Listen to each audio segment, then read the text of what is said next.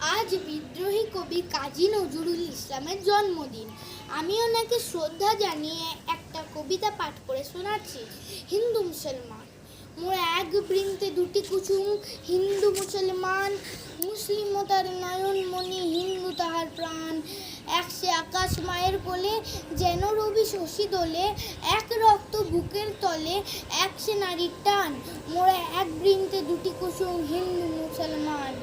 এক সে দেশের খাই গো হাওয়া, এক সে দেশের জল, এক সে মায়ের বক্ষে ফলে, একই ফুল ও ফল।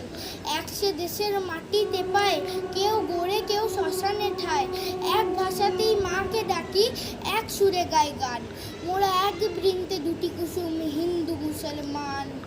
চিনতে নেড়ে আঁধার রাতে করি মোরা হানাহানি, সকাল হলে হবে রে ভাই, ভাইয়ে ভাইয়ে জানা জানি। কাঁদবো তখন গলা ধরে, চাইবো ক্ষমা পরস্পরে, হাসবে তখন গরব ভরে এই হিন্দুস্থান। মোরা এক বৃন্তে দুটি কুসুম, হিন্দু মুসলমান। নমস্কার।